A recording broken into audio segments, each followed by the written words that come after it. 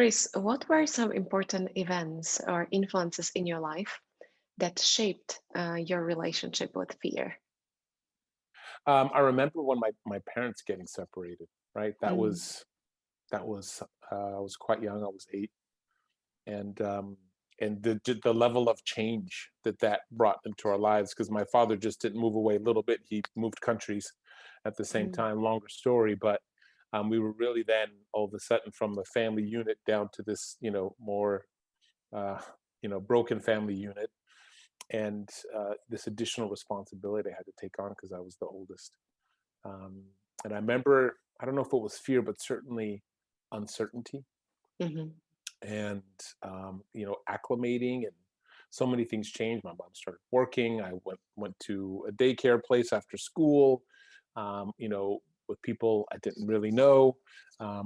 So I remember that early on in my life being um, very memorable, right? And that level of change. And I guess, fear is part of that, right?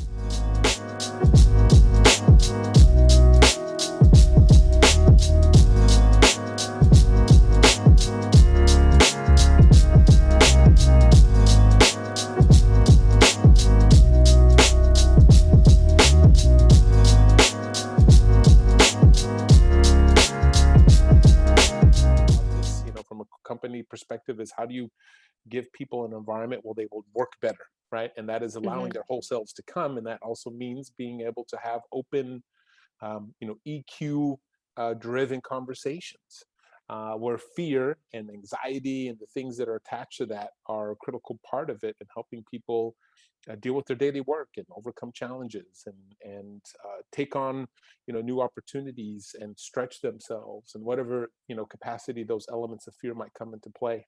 I had to put it in a pie chart. I don't think we're past the 50% mark yet, where EQ is really, really embedded in organizations and really lived and breathed, from top down to Mhm. bottom. But, I think the journey started. I think we're maybe close to a tipping point where those things might shift. What is your belief? What will help us to go over the tipping point and really start being more EQ driven in business? I mean, I think it's two things. And one is the continued demand, right, from colleagues, coworkers, to say, I want leaders that exhibit these attributes more. I mean, Mhm. I've been hiring the last year a number of roles, and it was interesting in the conversations, and it has shifted. In the last 20 years I've been working, how important it is, that work-life balance, right? That people really are digging deep to understand, what is the work culture like? What are Mhm. the time expectations? The other part is continued evolution in the mindset of leaders, right? I mean, we Mhm. know you can't drive a culture, you can't drive, these types of environments in a company if leaders aren't role modeling it, because definitely has a cascade down effect.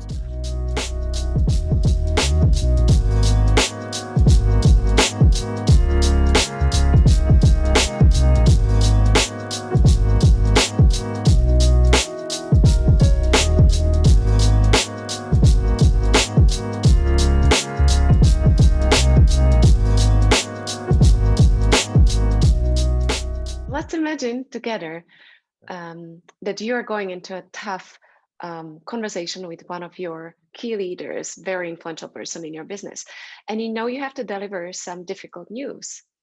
What's your personal practice? How do you prepare yourself? What helps you to really stand your ground in the best possible way? Ideally, you have a good relationship with the stakeholder, or stakeholders, as it may be. And I think one is, you want to be well prepared on what you're going to say, and Hmm. what is it that you want to confront. Um, and so, talking about the tools, it's always better to deliver medicine with a bit of sugar. Hmm. So, you know, have some sugar ready to set up the medicine delivery. Is my recommendation. Is, obviously, have a conversation. Hopefully, get people at ease, make them feel comfortable, if you can, Hmm. and talk about the things that have really gone well, right? And be specific, right? So if you're going to be talking about something that is a delicate issue, there too, be specific. Don't generalize. when you walk in, know that the situation might be difficult and emotions might arise, and be very conscientious that you don't also get emotional, right? So Mhm. allow the other person's emotions to flare up and go through that own process, and just try to be neutral and supportive in that moment. Our paths crossed as we were in the same industry, right? Looking at internal Yes. communications, we know there can be moments that are emotional for the others, and there can be moments that are bring up fear, right? For me personally, it was always easier to go into that challenging situation if I knew it's not about me. It's not for my Mm, benefit, it's for the mm. benefit of all the others. And that's why I have to do it. And it kind of strengthened me to basically withstand or to be able to endure anything that comes. How That's do you great deal feedback. with it? Yeah. That's Do great you feedback. feel the I think same way? no, absolutely, right? I mean, it's such an important point you just made there, Donna, right? It's not about me. I'm not going in there to help me. As a matter of fact, it might be detrimental to me to be the Hmm. deliverer of bad news, if you will, right? Being the messenger on something, um, that could reflect poorly on me because I'm the one delivering that feedback. But ultimately, I'm doing it to help the organization, to help that particular person or group of people. And so I think that mind frame, that mindset is an important one.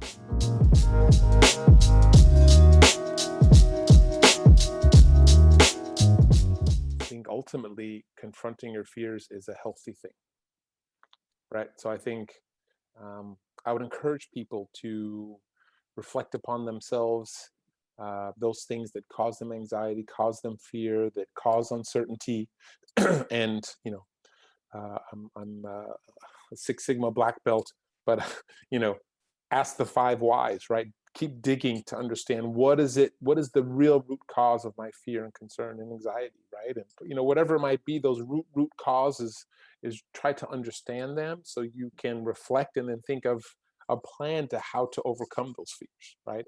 And I really would encourage people to do that because it's going to give you strength. It's going to give you energy. You're going to release energies and I think motivations that probably were lacking before, because those things get closed off when you have anxiety and fear, and all of a sudden those energies and motivation will open up. And especially if you're able to have success, and it may not always be successful. I want to say this up front. Sometimes these things work, sometimes they don't, but don't let that discourage you to keep trying.